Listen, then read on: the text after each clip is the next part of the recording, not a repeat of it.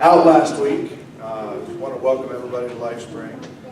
If this is your first time here, or second time here, or if you just decide that you want to be a VIP today, please fill out one of these cards we've got here. In the back of one of the chairs around you, turn it in our VIP table there in the back and pick up a special gift that we have for you. And otherwise, go ahead and look around, shake some hands, hug some necks, and welcome to Lifespring.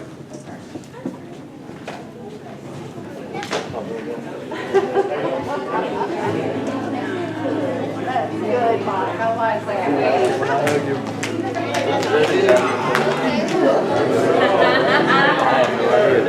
Hey, how you doing? All the clear.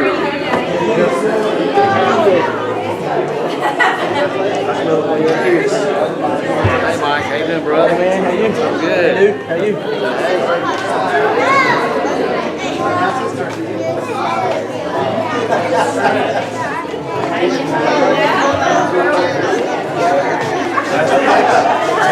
What happened?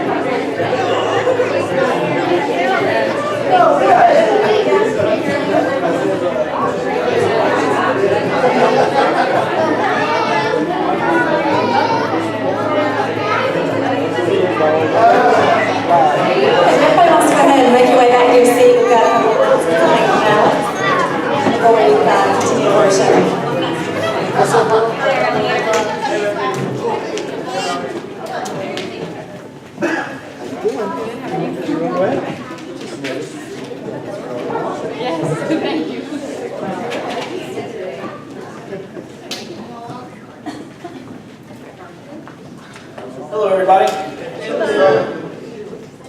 Just a reminder, VBS starts this Wednesday. Dinner is at 5:45. VBS starts at 6:15 and ends at 8 o'clock. Closing program is this coming Sunday.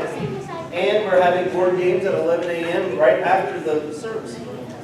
So, and there's also, we're also taking up a love offering today during the sermon for Yes to Jesus VBS Ministry. And we still have church for sale, shirts. No, our church is not for sure. Church shirts for sale. That's how rumors decided. We have church shirts for sale for $12. If you guys will stand and continue to worship.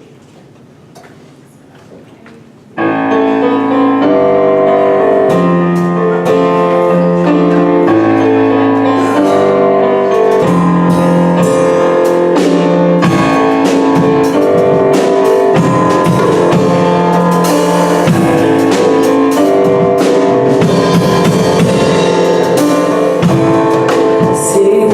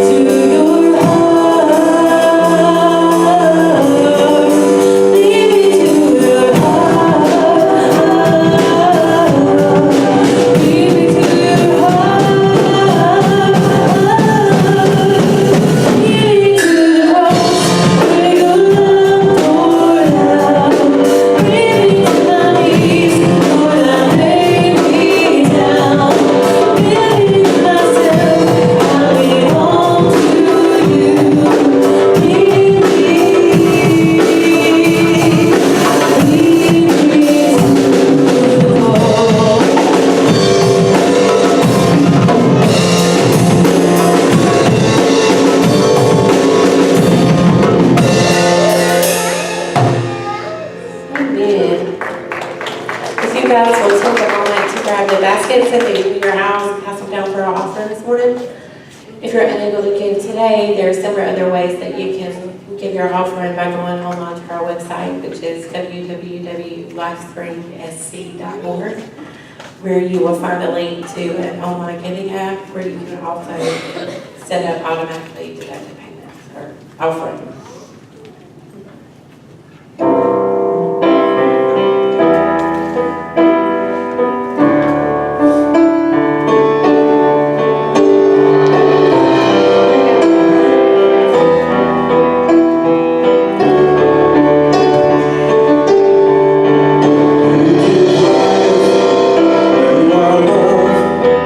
You bring light to the darkness, you give hope.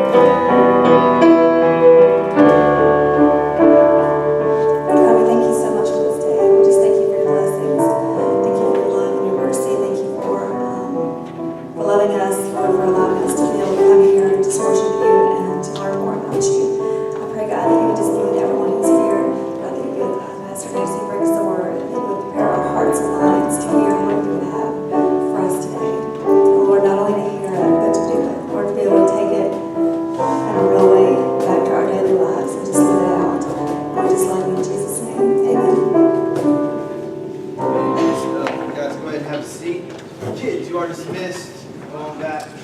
Splash it up. Do what you do. All right. Our numbers may be small, but our voices can be tall. All right. Let's make some noise. All right, kids. They make us look so bad in the noise factor. That's all right. We want to take a minute, man, to acknowledge. I know Alea that's here today and Kylie that's usually here and stuff. State champions in our mix, man.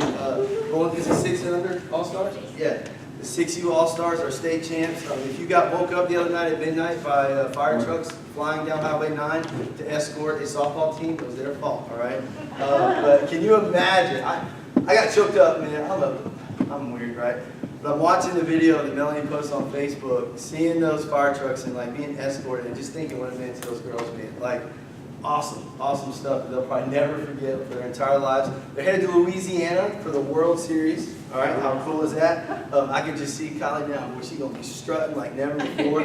So be sure to give her and Leia and all of them a high five. Good job. And today, I didn't want to butcher this, so I've got a picture of it.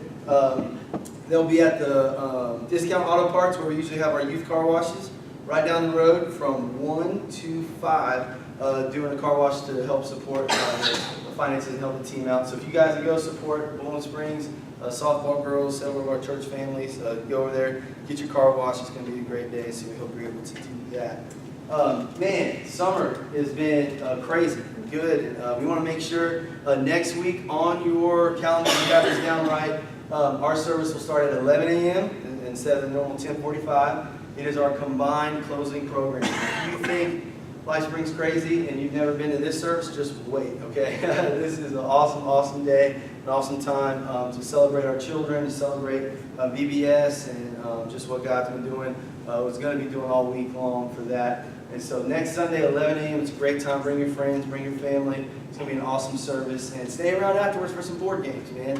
I'm not going to be too competitive, I promise. Y'all said that's a lie in church. Boy, you better watch yourself. But we're going to play some board games, just hang out, families, kids, man, just have a good time. So make sure you all stay after for that as well. Let's go ahead and go to the Lord in prayer. We're talking about one of my favorite things in the world today, and so I'm excited, and I want to jump right in. So here we go. Father God, man, I love you so much. I just think about all the great things you've done, and God, through the ups, through the downs, through it all, man, win or lose, God, you are with us, and I just thank you for that. God, I specifically this morning pray for wherever we all came in these doors, whatever we have going on, God, if we're going through the toughest time in our lives or one of the most exciting times in our lives, God, your word is still the same. And you call us to be about it, and to put feet to our faith and to put action to our words, God, and to be the church you call us to be. I thank you for the opportunity last week to talk about, what it means, man, to get out there, to step out, to be who you call us to be.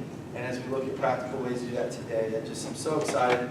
Be with those that are on vacation and everything we have going on today for the summer. And be specifically with Wednesday night. VBS is such an awesome time for these children, man. From the youngest to oldest, we all get something out of it, just being together and serving. And I just thank you for that. It's in your awesome name I pray. And everybody said, Amen. Amen. All right. Well, as I've mentioned to y'all a few times, we're taking a little break from the themes and the series, if you will, for each month, which gives me like a free chance every week just to say, God, where are we going? What are we doing? And today, again, man, forgive my homeschool grammar. I don't know if this is correct, but the best title I can give today is How to Be About It, man. Look at someone around you and say, be about it. Some of you don't even know what that means. That's okay, man. White people, all right? But that's all right. Here's the thing. Y'all are like, did he just say that? Really? I tell you what, it was really cool. I met how many of you have a Lifespring shirt? Shameless plug here, right? Wear those things, man. Let me tell you all about the story. I wore it to the mall the other day, and I'm chasing Hayden around. He's going crazy. And this couple, who was a black couple, they saw me. Like, man, what's up? That's a cool shirt. I'm like a little kid. I'm like, really? You think our shirts are cool? And so we got to talking, and they're like, man, how many kids you have? I'm like, man, these 2. And he's like, man, my wife here, she's pregnant with our 7th. And I began praying immediately for them, and it was just cool. But be the hands and feet. That's what we're talking about today. And stupid me, I have my wallet in my pocket. I'm like, man, I don't have any cards on me. And I've got like 75 of them in my wallet, not even thinking about it. And they're like, well, dude, how do we know more about your church and this and this? And I was like, take a picture. I turned around and took a picture of the back of my shirt with a website on it. How brilliant was that? Right? And they're like, oh, cool, you take a picture. And man, Jesus wants us to reach as many people as possible. And they said this to me, now how you talk to others, that's on you, right? But he said to me, he says, man, are y'all a church of color? You have colored people there too? I said, we don't, but you can help fix that, all right?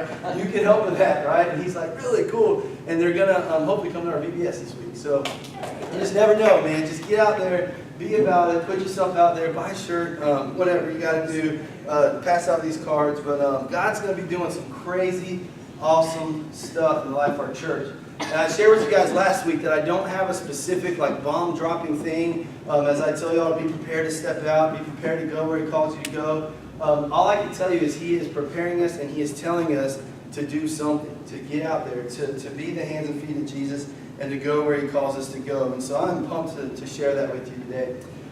Today's sermon really comes from the series we're doing with our youth right now, man. I have a chance every Wednesday night with our teenagers to talk to them. And summertime can be a weird time for students especially. A lot more downtime, right, for them. Some of you are like, what's downtime? But for them, you know, maybe not so much going on. And so God put a word on my heart through this new program we're using. And our theme for the youth this summer is don't, I was going to test Justin, but I won't do that to him. But our theme this summer is don't waste it. Don't waste your summer. Don't waste time you have here. And we're going to be talking about that a lot today, on how to be about it, man. How to be productive, how to put words into action and feet to our faith and do what God has called us to do. I believe with all my heart, one of the scariest things in the life of a believer is idleness, is boredom, is not doing anything. I think Satan sees that as like field day, like, man, buffet for Nate, you know, like, wow, this is awesome. I can get to these believers, I can get to this church. As long as they're not doing what God calls them to do, I got them. I got them good. And so we want to make sure we guard against that.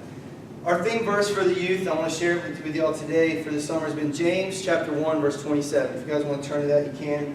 But it's just one verse, but it's a power-packed verse that we're going to break down two parts of it this morning as we talk about how to be about it, how to be who God has called us to be. And so James chapter 1, verse 27, if you know James, man, if you read his book, he is a lot about, you know, faith by itself is dead, right? You gotta be about it, how I put it. You gotta do what God's calling you to do. And so this is what he says, man. Imagine, put yourself like in the Pharisees' shoes back in the New Testament, right? It was all about religion and all about law. And maybe around here in the Bible Belt, we're all about, hey, what we're supposed to do, what we should do. And here's what James says in verse 27.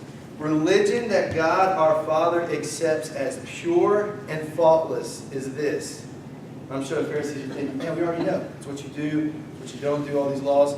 To look after orphans and widows in their distress, and to keep oneself from being polluted by the world. Whew.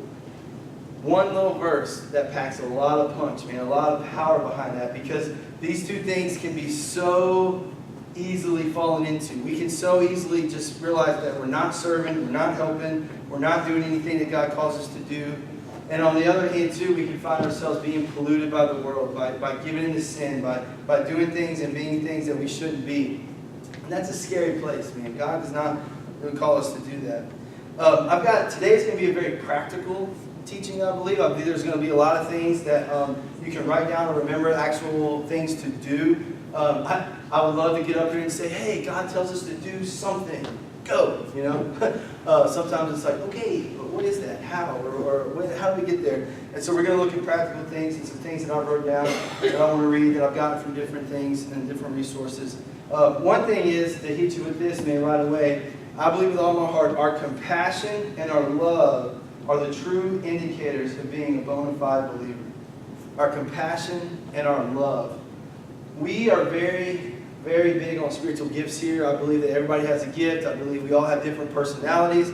I believe we're all different people. But I do believe in the church and in the family of Christ, there should be some commonality. There should be some things that are for everyone. And two of those things are compassion and love. Some may have more of a gift to serve than others. Some may have more of a giver's heart than others, right? We're all different. But if there is no compassion and there's no love in your faith walk, in your journey, in your life that you're living, then something's wrong. Let's just be honest, right? Something's wrong. You may not have as much as others, but you should still. There should be an aspect of love and compassion. If you claim to love Christ, if you claim to know Christ, one of the cool things about last week looking at it and this week and doing a bunch of research, I believe there's a lot of believers of Jesus, which is cool. But I had someone ask me this question, man. I thought, whoa, that was powerful. It's kind of simple, but powerful. He said, how many believers in your church, whatever? I was like, oh. He goes, but wait, how many Christ followers are in your church? And I'm like, wow, there's a big difference. Satan believes in Jesus. Satan believes in God. So just to be a believer, just to believe that there's a God out there that sometimes does this or sometimes does that, that's only half the battle. God calls us to believe, but also to accept Him, to have Him in our hearts, and to live by faith, and to be who He's called us to be. And so I think about this. If we're true Christ followers, if we're true Christians, man, there should be love and compassion. Should be a major part of who we are. And last week was a focus on our church as a whole, and how as individuals and as families we can step out and be the church that God's called us to be. And so we're going to kind of continue that a little bit today. And I want to ask this question: is Lifespring putting feet to our faith, action to our words? Man, you guys know I talk a lot about actions to our words, but I hadn't heard that phrase like that, and I hadn't thought about it a lot before this last week. But feet to our faith, man, what does feet to our faith look like? If you follow sports at all, you may have heard of an athlete named Candace Parker. She's an awesome WNBA star. She played for Pat Summitt at the University of Tennessee. Pat Summitt is an iconic, a legendary coach that passed away in the last couple of years. And I heard Candace Parker at a rewards ceremony this last week share one of Pat Summitt's quotes that she had actually tattooed on her arm. Not Pat Summitt, but the basketball player. Some of y'all thought, Pat Summitt had a tattoo? No, Candace Parker, where it's something simple, but she said that Coach Summitt would always tell them this, and it was left foot, right foot, breathe. Literally, left foot, right foot, breathe. And my first thought was, legendary coach Pat Summitt, that's the best you got. Like, duh, left foot, right foot, breathe. But then it hit me. Why would that be so important? Why did this player tattoo that on herself? Why did those words resonate? Because how many of us have gone through things in life that are so suffocating or so crazy or so stressful that, man, we forget to just step. We forget just to move forward. We forget to breathe sometimes, just like, man, there's so much going on right now. There's so much bad or this or that. Sometimes I think God's calling us, just as Pat Summitt said. He says, hey, don't let the things happening to you right now keep you from moving forward. Don't let what's happening to you right now keep you from breathing. I'm calling you to go left foot, right foot, breathe. I'm calling you to move forward. Keep living. Keep going. Keep doing what I've called you to do and be who I've called you to be. Part of that scripture says, to look after orphans and widows in their distress. And the reason why the New Testament is so specific about orphans and widows, and hey, God's calling us to reach orphans and widows, or whatever He's calling us to reach, whoever, we want to do that. And He specifically mentioned them because in that time, if the breadwinner of the family passed away or wasn't around anymore, there was no aid to help these women, to help these kids. I mean, there was no governmental aid or anything like that. And so Jesus talked to the disciples and His followers about, hey, we are to help these ladies. We are to help these people. We are to be the hands and feet of my Father and to help others out. And so the challenge for us today is, who is God calling you to help? Who is God calling you to serve? Man, it could look from the smallest thing as a text message to a Facebook post. Today is not about is social media evil and bad, but it is, I want to tell you, truth be told, I had a chance to minister to a family the other night, and they had suffered a loss a year ago, and we all gathered together at the graveside of their son, or their brother, a young man that passed away. And I was there with the family, man. They let me be a part of that. We're really close. And the mom was crying and talking to me. She said, you know, Nate, all our family lives so close. It's the first time we've all been together since the funeral. And I thought, wow, that's tough. And I challenged the family. God put on my heart and said, guys, this day and age, to keep in touch with each other, do we really have an excuse not to? I mean, let's just be honest. I mean, Facebook, a post.